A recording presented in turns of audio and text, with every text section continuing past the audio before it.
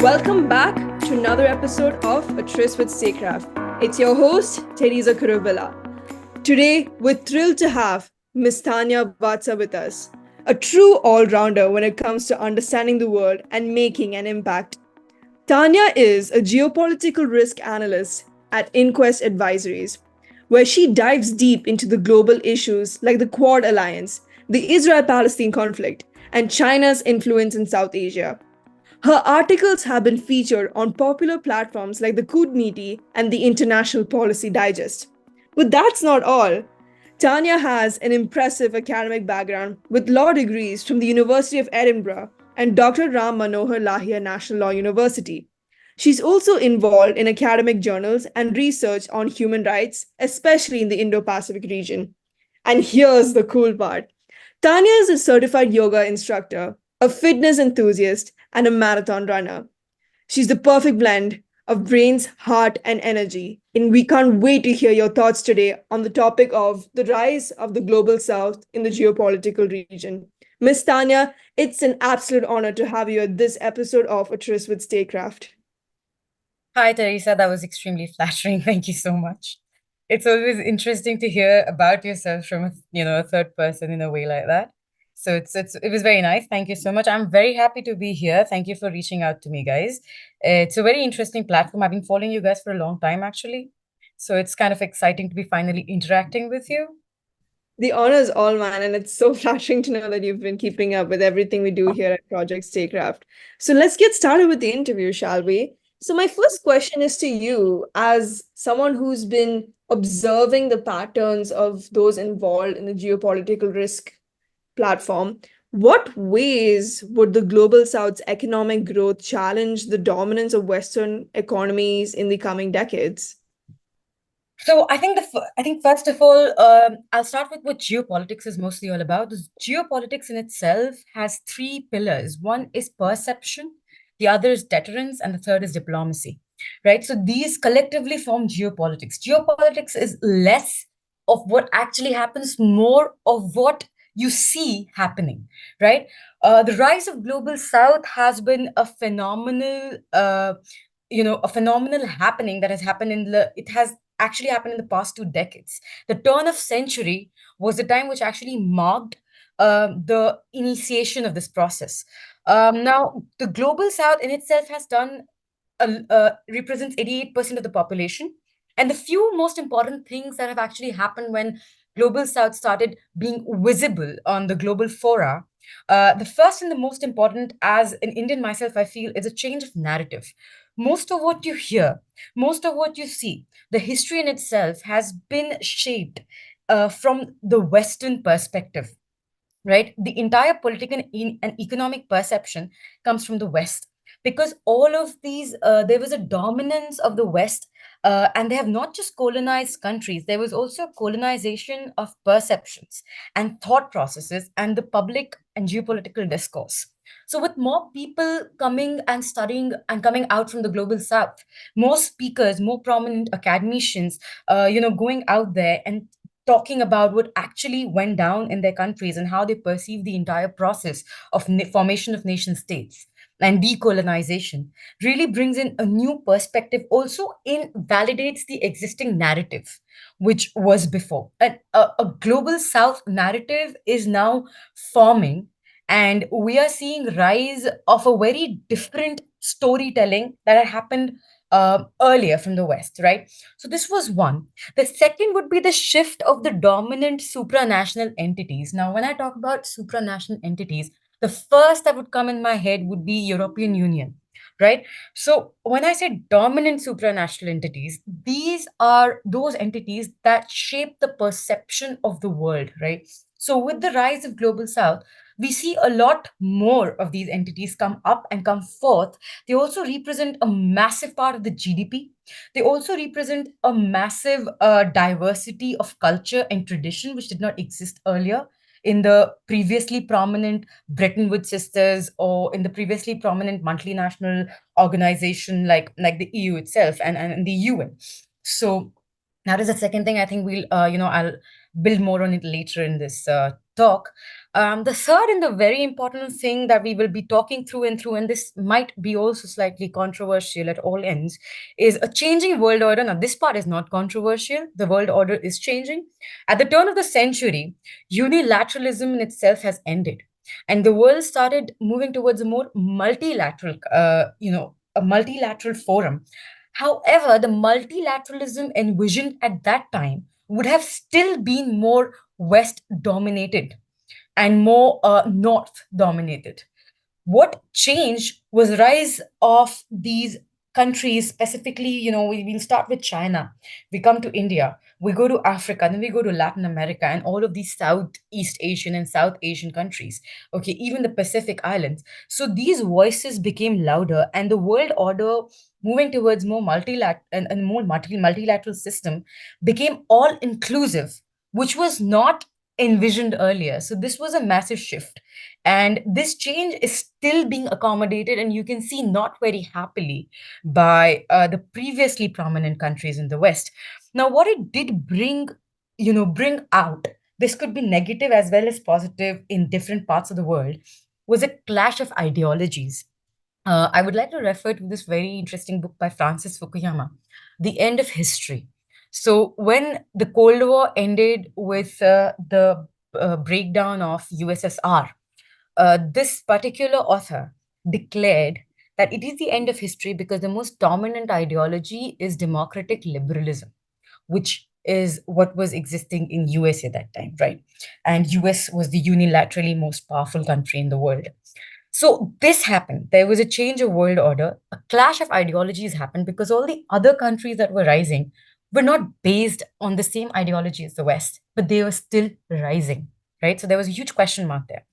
Now, what it led to, like I said, is positive in some ways, but also very negative in many ways. So the negative part was the increased attempt at importing this ideology to the southern countries. Now, this is where you saw a massive spate of invasions in the Middle East and in Africa, destabilization of so many political economies.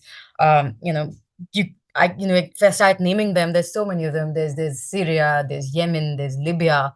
So all of this was basically an attempt at importing democratic liberal ideology in formally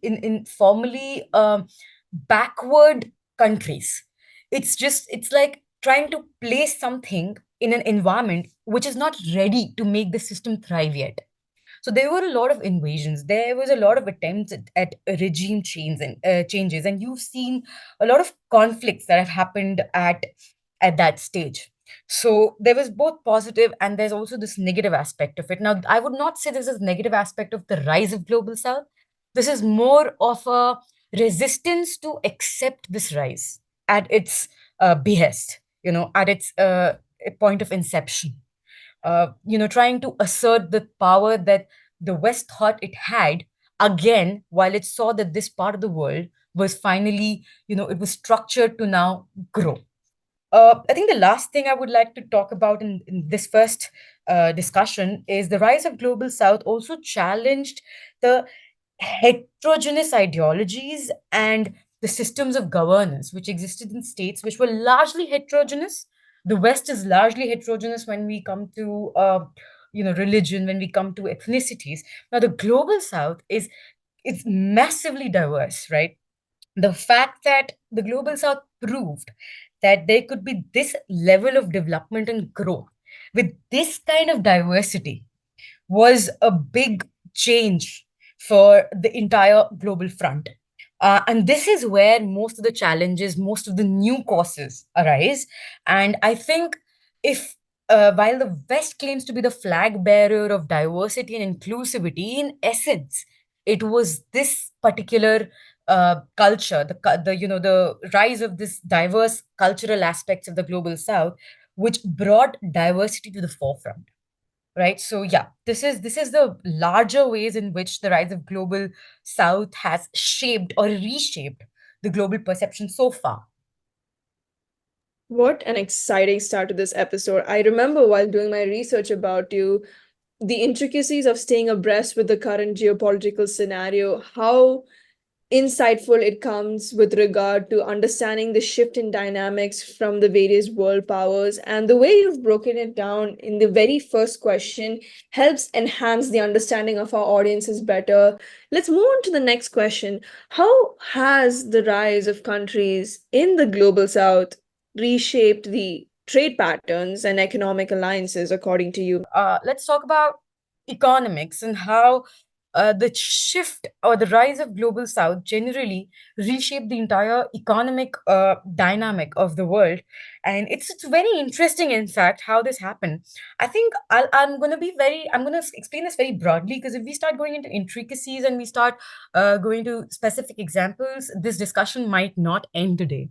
So I'm going to discuss it very broadly. This entire shift of economic growth from the west to the south was in fact very interesting and incredible, and it had positives and negatives for both sides here. So essentially, when the west was the more dominant power, talk about the 20th century, all of the manufacturing, all of the production, everything was happening predominantly in the West. There was London, there was Paris, there was New York, and all these things were centers, Detroit, Dusseldorf in Germany, manufacturing hubs, like massive manufacturing hubs. Now, all of these, Paris used to be a fashion hub. Manufacturing used to happen there as well. It was not just a market. So all of these things, the West was predominantly producing, buying, selling, everything was happening over there. So when this shift started, all of this started shifting towards the south. They shifted the manufacturing to the south. Okay. And they also shifted, the south was also a massive market for all of these manufactured goods. So this, how did this help both sides? So there was negatives and positives for both sides. The negatives, I'll first explain the positives for the South, and it actually helped us in our process of growth. So these guys shifted their production and their marketing both here. If you remember, when the British colonized India, we were not only producing on their behalf, we were also selling those products in our own markets. So we were also putting in the raw materials, we were also putting in the money that went in purchasing the end product. And that is how, when the British left India, we were left at a GDP of 2%. When they came to India, we were around 24 to 25% of the world, the GDP.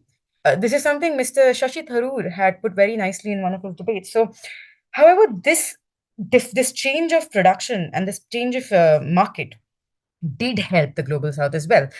How we benefited? There was an employment generation, there was investment.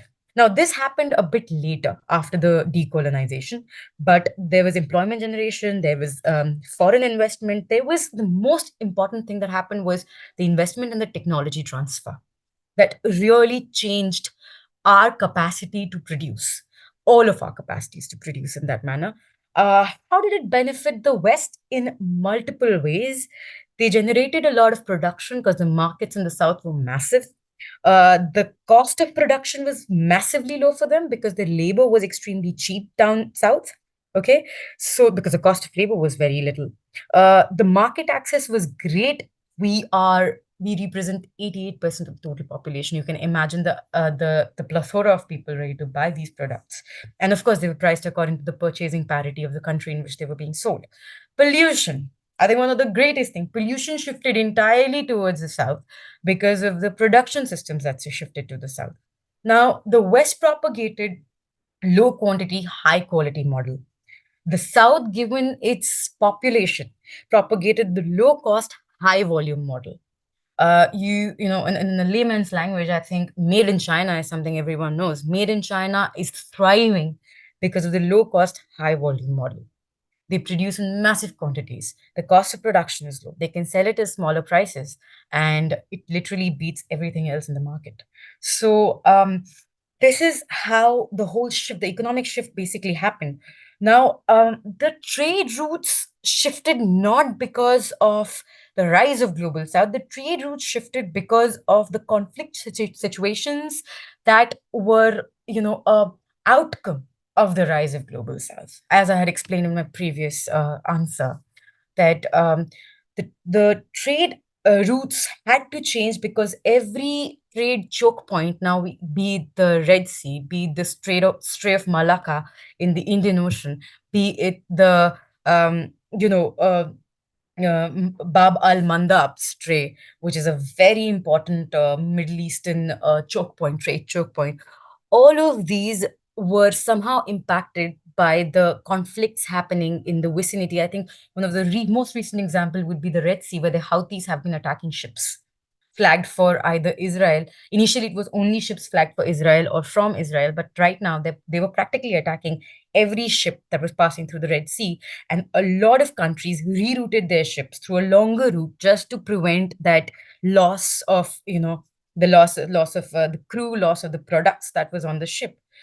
So this is how a lot of trade routes have been impacted, and they've been impacted more of late than they were impacted earlier. So coming to so this was the change in global economics. Now coming to alliances, I think this is literally one of my most favorite parts, because um, today the South-South alliances are almost at par with some of the most powerful Western alliances. I'll give you amazing examples here. We've got G7, which is 30% in its GDP. We've got BRICS, an entirely Southern alliance, which is also almost 30% in its GDP. So the South-South alliances have gained massively in the past 20 years, and they've almost come at par with the North-North alliances at this point. Um, like I said, the turn of the century marked most of the change. In 1995, the North North trade was at 52%, and the South South trade was only at 10%.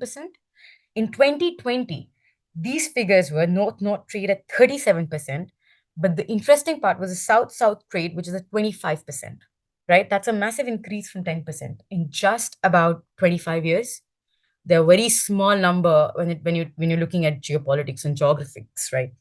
When we come to trade alliances, of course, there's BRICS. There's RIC now.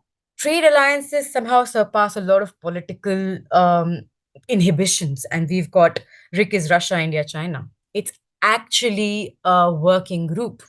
These Russia, India, China holds meetings despite its diverging interests in many areas, specifically politics and security. We've got RCEP, the Regional Comprehensive Economic Program. So this thing, the pact, has India refused to be a part of it, but this is largely South-South in its economic approach. And so the fact that these alliances are coming into play, the fact that they are entirely functional and there's a lot of trade going through among these members, the fact that there's a lot of FTAs signed between all of these South-South countries, and they're understanding that only their growth is only going to be possible when they're in synergy with each other and not at odds with each other, is actually a very eye-opening and very fascinating thing for a largely divergent crowd which is inhabited in this entire region, right? So yeah, so I think that would be my 2 cents on the economics and the trade of the rising global South. Well, hearing you say that answer with so much of vigor and passion takes me back to the time when we were given a geography lesson in high school. And I remember my teacher explaining to me the importance of forming strategic alliances that benefit both parties. So, to know that so many countries have formed alliances for the better or for the worse, let's keep it on that note, we can truly understand the changes that have happened in the global trade patterns and what they hold for the economy nationally and globally. So I just want to ask, in addition to that, what challenges do these new economic powers face for maintaining things like sustainable growth? And how could these challenges impact the global economic sustainability altogether, according to you? Thank you, Teresa, for the question. Sustainability and sustainable growth is, in fact, currently it's a hot topic. It's something that is all pervasive. Everything you do, you're trying to do it sustainably. Now, what does it exactly mean? Sustainability is essentially something that you can do for a longer period of time without impacting what goes into it and what comes out of it, right? Now, there's a massive difference. I had in fact written an article, and I remember being extremely excited about that article because I had written this article about the difference in which the West rose to power Oh, yeah. and I think I remember reading that when I was doing my research on you. Yeah, so yeah, the difference between the models that the West used to grow to power and the difference in the way the South rose to power, specifically say China and India, right? So yeah, if you've read it, then yeah, that was what I had actually researched on it. I wanted some numbers on it. And it was very interesting how the rise of South to power was a lot more peaceful as compared to the rise of West. And the rise of West to power was certainly not a very sustainable way of doing it. And as we know, colonization was not a sustainable way. It was not something that could last them very long. And most of the Western powers were, thrived on colonies at the time when they built their peak economy, their peak GDPs. And then obviously it all fell apart and they had to decolonize the world. And here we are today with the global South giving them almost neck to neck with them fighting for their existence. So yeah, sustainability is something that the West missed when it was uh, clamoring for power. Now sustainability is something we are still in that process. Most of the South is still in the process of rising, and we've already been introduced to the concept of sustainability not by choice but because of necessity. uh, the resources are getting depleted, the population is rising. Uh, there's not much raw material left to produce everything that we've grown used to consuming, right? So I think the developing countries have a very big margin currently to become sustainable in the processes that they're going to develop to grow. And this was a choice, and this was a an opportunity that the West entirely missed, because at that time sustainability as a concept had not really been introduced. They did not see the depletion that it would result, that their growth would result. And we are in the middle of it. We are in the middle of a climate chaos. We are in the middle of an ecological catastrophe, as all of our weather systems are have become haphazard. There's You can't really predict anything anymore. Anything can happen anytime, and we are facing it. It is for real. The West, I remember reading this article in the Hindu when Germany was flooded last year, and so was Italy. Venice was flooded, and somebody, and I really don't mean it in any other way, but it was very interesting reading it. Someone in Germany said, I really thought that all of these things only happened in Asia. They actually said that they couldn't Yes. be. Yeah. Sorry. Oh, wow. That's the comment that was made in that article was very vague, and it really did expose to what was the ongoing stereotypes that happen Yeah, within. Yeah. exactly. Imagine the privilege that they thought they were entitled to, that they thought the floods would only happen in Asia. It was a third world phenomena for them, and that it would never hit them, right? Um, so that really made me think, and I think that was something, that's why I wrote that art, that now it's a reality and the whole world is facing it. Sustainability, being unsustainable in your growth, is now costing the whole world. So this is an opportunity for the entirety of the South. Like in its process of rising, making your processes, making your production systems, making your consumership, your consuming systems more sustainable is, I think, not just an opportunity. It's almost like a responsibility that each of these countries have. And only if we integrate it into the ways we work, into our business systems, into our functioning, will we be able to make a better growth dynamic than the West did. And maybe if we are able to make a more sustainable growth dynamic, we will last much longer, because countries like India and most of Africa, Latin America, South Asia, our greatest power is our demographic dividend. We have the highest population of the youth. We have a lot of young people. So one of the major issues that the West is facing, countries like Japan, not the West, but like also one of the prominent northern powerful countries even in Europe, countries in the North American continent, they are facing a declining working class population. And that's massive because they need to sustain their GDP. And with a declining working class population, larger old population, which they need to sustain, through pensions and social security protection, it's costing a lot on their budget, right? So that way, we have an upper hand. And this is our time to match it up with skill, match it up with new systems in place, because these are young people. They can learn new things. You can integrate all of this sustainability into the processes we are building now with the emergence of technology. A lot of things are changing, and we are at a cusp of a massive, what do you call it, developmental disruption, especially the global south. And it is on us, on our governments, how we are able to benefit out of it. Because if we look, we should be, I think the entire essence of reading history is to understand that it repeats itself. If anybody has paid close attention to history, you will see a very interesting pattern at how it repeats itself almost every half century or century. And unless we learn from the past, we're going to pay exactly the same way as we read in our history books, and we've seen most country pay for it. Like right from financial crashes, like we saw in 2008, to global depressions, like we saw during the First World War, after the First World War, before the Second World War, to reconstruction of many countries because of wars and conflicts. I mean, I remember people saying the 21st century was a conflict free century, and look at where we are now, 27 active conflicts. And if I'm probably missing something, 29 or 30 active conflicts at this point. And we are 25 years in, 24 years in this century, and no one is able to do much about it. So history is going to it's going to keep repeating itself unless we learn from it. And this is the cue for the rising countries to change their developmental patterns and not go back and make the same mistakes that were made when the West rose to power.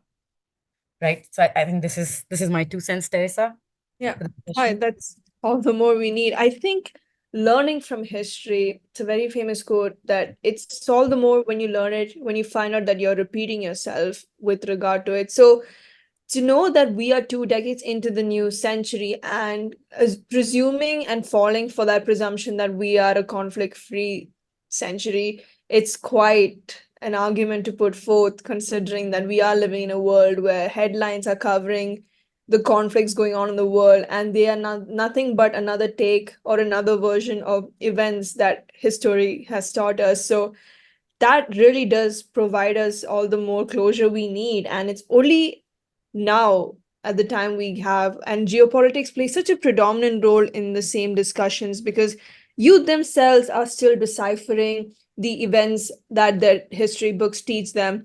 Yet to live in a world where these conflicts are going on, and that to know that they are given positions where they can amend it and or at least reduce the impact for the upcoming generations gives us all the more, solace, to say the least. So this is about sustainability. I want to talk about global institutions. So in what ways, according to you, does the growing emphasis on the global south in international discussions reflect a shift in the geopolitical landscape? And how could this influence the restructuring of these global institutions, like you've mentioned? Thank you, Teresa. Actually, this is one of my favorite topics because it's very interesting how how power dynamics change, and something which is so prestigious at one point may not remain the same at another. So multilateral institutions and global institutions specifically, I think the first institution that you think of when you talk about these would be the UN. Probably the second one that will come to your head would be the Bretton Woods sisters, the IMF, and the World Bank. Now, something interesting about all three of these institutions was they were initiated and brought into existence by the West, entirely by the West. So the Bretton Woods systems is known to be governed and run by the US. The UN itself has now 5 permanent members with their veto powers, and in a growing world like we live in today, I mean, it's not just my opinion. I think it's largely the opinion of every scholar from Global South, is that that system should be made redundant at this point, having only 5 prominent countries decide, because they are still living in the era in which the UN was created. UN was created in 1945. The world was a different place then. Most of the global south The third world did not even come into existence. So, okay, here a little bit of clarification. A lot of people think that the third world means economically weaker countries. But no, the third world does not mean the economically weaker countries. The third world was the name given to countries that came into existence after the Second World War as a result of decolonization. So, why else would you think that countries like China, countries like India, Israel, all of us are a part of the third world, despite our economic growths? It's because the third world was the decolonized countries. Now, at that point, the third world did not exist when the UN was created. And at that point, you decide that five of these prominent countries were going to call the shots for the world in its entirety. Okay, maybe a brave decision, maybe the only thing you could do at that point. Right. Given and taken. But at this point today, the fact that even G7 had to enlarge itself into a G20 because of an Asian financial crisis in 99 speaks volumes about the importance of the voices of the global south on the global table. You cannot make decisions without consulting all these countries which are placed in the south of the world but command a massive influence on the global cultures, on the ways the things work. Uh, Multilateral institutions, now talking about the Bretton Woods sisters, the World Bank and IMF, initially these were the only global banks which would provide assistance to the world. And again, controversial statement, and I will already flag it, but they have obviously helped in restructuring a lot of economies according to the ideological dominance of the West. Now, to counter that, when the global south started rising, we've seen the growth of all these newer banks on this side of the world. We've got the Asian Development Bank, we've got the new development bank, the one that is the BRICS Bank. It's this bank. We've got more of these banks, which with headquarters in Shanghai, we've got headquarters in Manila, Philippines. We've got them headquartered in Delhi. So these are the newer banks in which all these the global south itself is putting in money and giving out money for the development and restructuring of the south, right? Because most of the takers of this big amounts of money for development and growth are in the south, in the southern countries. One is that. The second, and a very important thing, I think I would be bringing it up when we talk about G20, but it's important that I mention it here, the inclusion of the African Union in the G20, a huge step towards what I told you about the dominance of supranational entities, right? Just like the EU. Now, AU is also part of G20. Calls for the expansion of United Nations Security Council, very important, because now the Security Council needs to expand because it takes the decisions on the war and peace situation in the whole world. And this cannot be done without the southern voices in there, without India calling its taking the shots, Brazil putting in its words, South Africa helping take decisions. In fact, more countries from Africa, Latin America, more countries from the Southeast Asia, South Asia in itself. We need all these voices when we're talking about peace in the world because these are the most developed, most disturbed economies. Now, time and again, here I would like to talk about some attempts at political disruptions, like I said, the resulting in conflicts in the Indian subcontinent as well. We've recently seen Myanmar. Now, the most recent last week, Bangladesh falling into chaos. These are the countries which have to have a say in the UNSC, and these are the countries which have no voice. And even if you give the prominent neighbors a say, maybe it'll make a difference. But the only five countries that are calling the shots, and as we can see, the world order, the chaos, the conflict situation has not become any better. I think this is evidence enough that the Security Council needs to expand.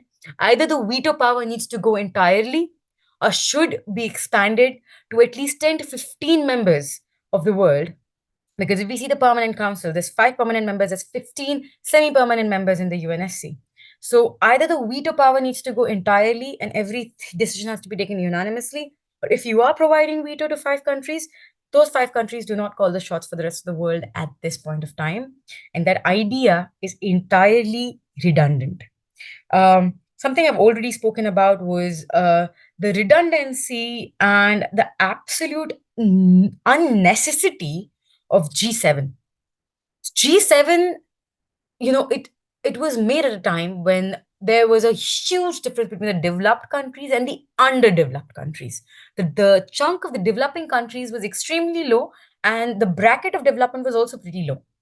At this point, G20 has the right kind of representation you need to discuss global politics and economics. The G7s, the previous meetings have been to no avail. They don't, there has been no consensus on anything. They can't discuss the larger issues of the world because there's no representation. And it doesn't make sense for G7 to make any prominent decisions without actually including the stakeholders. So the multilateral organizations and the global institutions have seen a massive shift. What needs to happen is that they need to reform according to the reality of the world. And this is something that all of these countries are calling for. The G4 countries, there's a specific name for the countries which are calling for an expansion of UNSC. So, so this is the trajectory on which the global politics is going. And it is very important to hear these voices and to pay attention to them if we want to, ensure an all-inclusive growth. I think it's very important what you said about the Security Council, because the UN in itself, while we were studying it, like I mentioned, this was a complete chapter in our textbooks in geography back in middle school.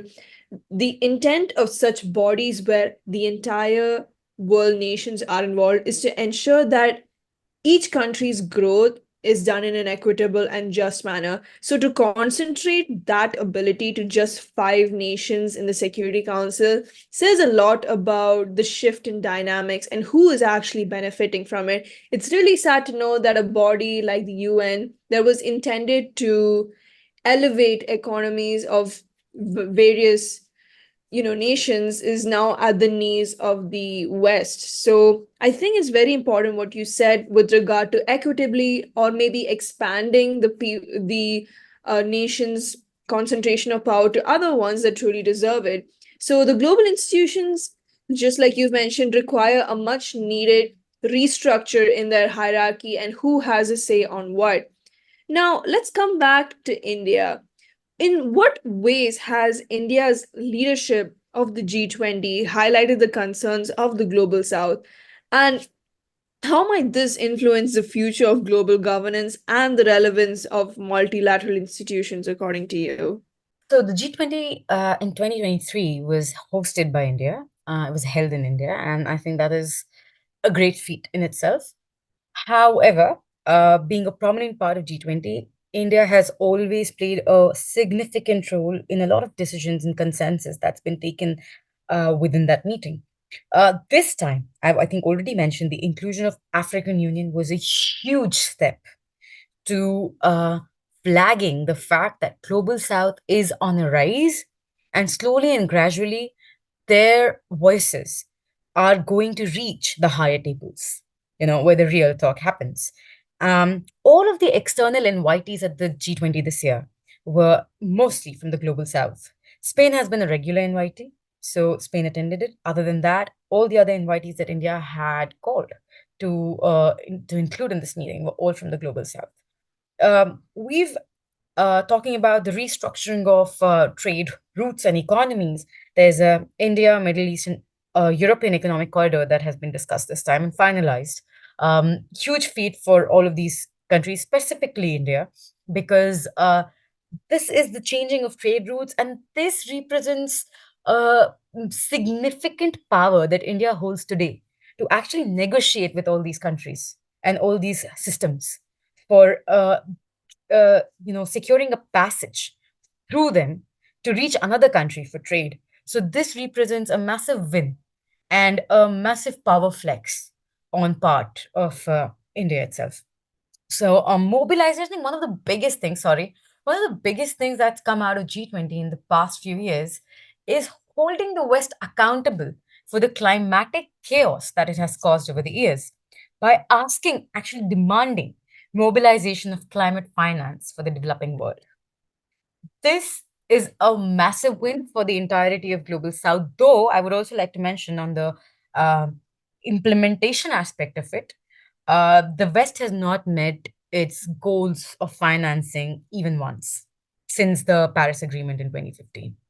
Uh, Despite that, I think I love the confidence and the consistency of the Global South, that it mentions the necessity to secure this climate finance from the into the developed nations for the benefit of the developing nations in almost every meeting every year, be it the UN, the UNFCCC meetings, or the UN, the G20 meetings, or any other UN forums. They mention this time and again. They remind the developed world that what it has done, they need to be accountable to their deeds, and they need to pay up for it. And this is a huge win for the entirety of Global South, right?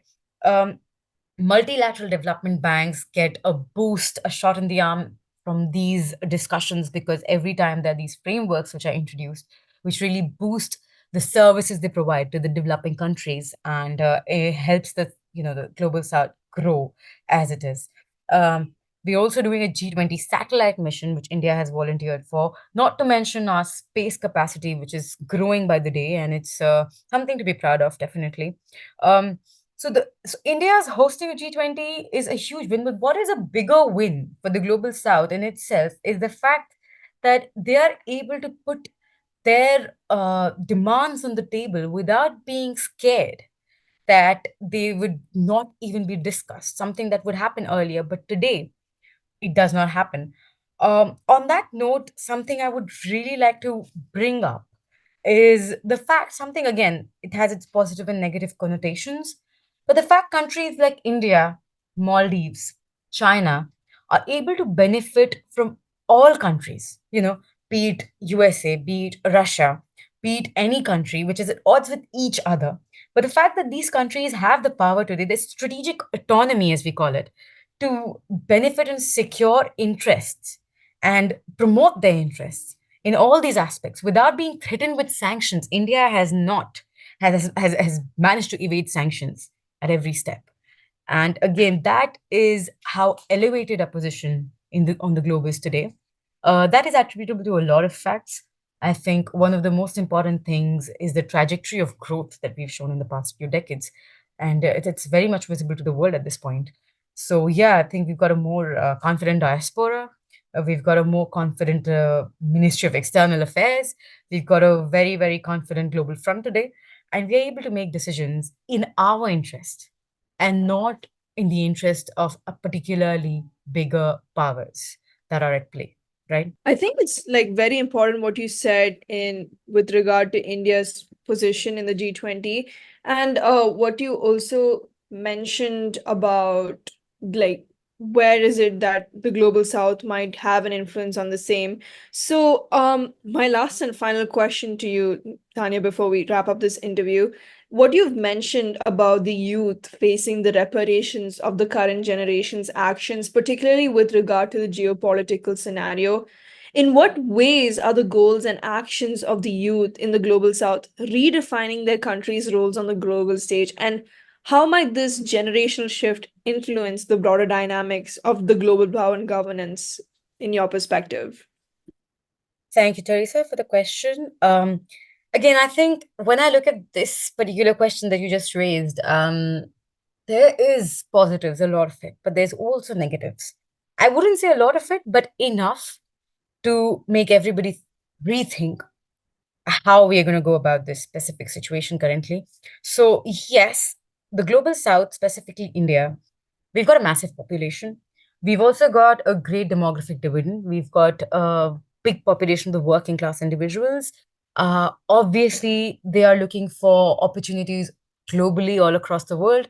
A lot of countries are very happy to have people from the global south go there, work for them, generate income, support their economy. And I don't think I would be hypocritical if I said that a lot of the Western economy at that time, at this time, today's world, is fueled by people. from the global south. Yes, we are everywhere, but is it only positive? Does it have negative repercussions? And it actually does have a lot of negative repercussions. On the positive end, we are a more confident population, all of the south at this point. um, we take pride in our roots finally, because now that we are a rising power, a lot of the southern countries, including India. Uh, the fact that we are exposed to opportunities all across the globe and that we are actually eligible for them is amazing. Something I don't think anybody in India would have thought 20 years ago. Finish their degree and look for things outside. Nobody would have imagined that they would get an opportunity at par with anybody living there. So it's great. There's cultural infusion. People are able to understand other cultures better. Myths are being busted with this amazing interaction that's going on. On a personal note, my own experience in Edinburgh was amazing, where I had a very nice and global group, and it was great interacting with everyone. Everybody had a lot of questions about each other's countries, and I think that was the best part, where people, talked about openly about what their countries are like, and there were so many misconceptions that were removed in the process, and that's happening everywhere in the world at this point. What is also happening is a huge amount of out migration. The diaspora number has increased. Now, this has also led to a backlash of globalization. Like I said, history repeats itself, everything comes a full circle. Globalization and liberalization started towards the end of the 20th century, and we are already seeing a huge backlash towards it, against it. So protectionism, as you may have heard, when Trump came to power in US, had become very popular at that time. It was his election agenda. Bringing the white supremacy back was his election agenda. Why was he voted to power? Because a lot of people supported that narrative. And, from a person who understands humanitarian studies, from someone who likes, global infusion, global interaction, we would always wonder, why would somebody vote for something like that? But let us face the reality: Trump was elected on the grounds of this. And he promoted protectionism like nobody else did. And now we are seeing similar kind of protectionism all across the West, where they want to protect their identities and they're not very happy with the infiltration that is happening, despite the fact that it is this particular out migration from the South that is supporting the economies and generating more income, right? So this is a huge dilemma. It's almost like a vicious cycle, and it's going around. It's creating confidence in some. It's creating feelings of animosity in others. It's making people aware of their surroundings of the world, and at the same time, some people are really not enjoying having a lot of outsiders within their living spaces. So, what I'm going to say, the youth is in itself doing a great thing as long as it understands where it is actually going and what it is headed towards. So there's a lot of conversation that needs to happen at all forums, and this is not just a global forum. A lot of conversation that needs to happen at a local level, at a regional level, at a national level, and then at a regional international levels, right, where all of these issues have to be answered. We can't always be looking at the higher political and economic gains. We need to be coming down to these basic issues that people are facing, because this is what is building the political discourse currently. And from what we are seeing, it is not going very well. It could have gone much better, but what is happening on ground is not a reality which is very reassuring to anybody for that matter. So, while on a positive note, while we are becoming more prosperous. The global south in itself is becoming more prosperous. Our purchasing powers has increased. Our economies are, on a higher trajectory, on a growth trajectory. It's on a rise. We also need to take into consideration the issues, the grievances that are arising from the other areas, other regions of the world, while we are rising. And this is essentially and substantially how the rise of the South will differ from that of the West. And like I said, the West clearly did not understand the meaning of sustainability when it was on the rise. The South has this opportunity which it needs to take, and I'm repeating myself, it needs to take to make sure that the growth isn't short lived and that our development isn't short lived and that we are able to sustain whatever we earn for a longer time and that it just doesn't get out of our hands because of massive backlash from other regions of the world, right? So this is something that the global south really needs to keep in its mind. And between power, between politics, between economics, a lot of sensibilities and sensitivities gets lost. um, Something that I would like to mention specifically is where diplomacy comes in. A lot of sensitivity regarding people goes out, because the power to hurt is a bargaining power, to exploit it is diplomacy. And most of the countries today function on this, right? So yeah, with that, I would like to conclude that the global south is on a great trajectory. We are doing brilliantly, but there's a lot of things that we cannot continue to ignore. There's a lot of things that we need to include in our perspective, in our perception, and we need to take a different course than what was taken previously to become uh, a dominant power, right? And we've got a lot of examples to learn from. From that answer, I could truly encapsulate your spirit in having the hope for the current generation to carry forth this legacy of remaining diplomatic in whatever geopolitical stance we may have. So, come what may, it is us, the youth, who have to pick up the pieces of the previous generation and refine our minds and resources to better tomorrows. And it's so warming to see youth themselves take it to the streets, mobilize, call on for more stakeholders, pinpoint those who are responsible for their actions, and knowing that they themselves have created this atmosphere of consciousness that we have to make a change, that gives me, for the least, all the more hope that the geopolitical stance and the undeniable rise of the global south. So thank you so much for that, Miss Tanya. And with that very, very high glimmer of hope, we come to an end of this episode of A Tryst with Statecraft.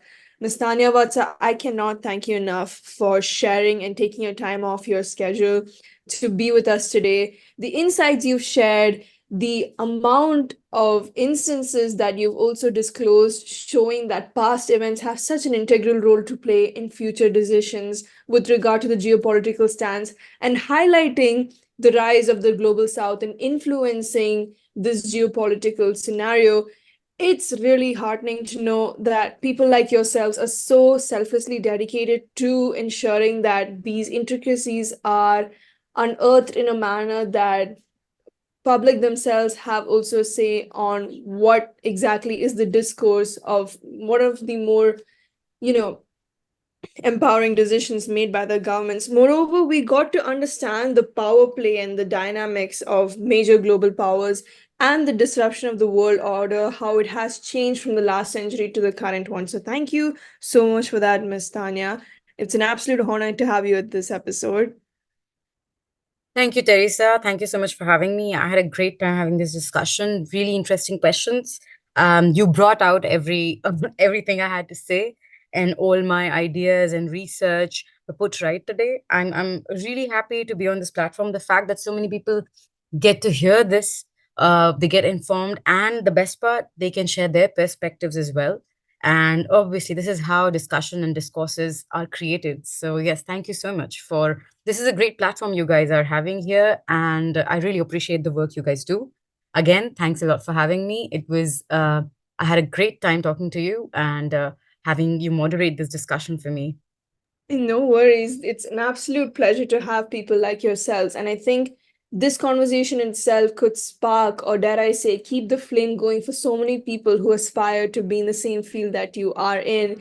On that note, we come to an end of another episode of A Tryst with Statecraft. Until next time, I'm your host, Teresa Kuruvila, signing off.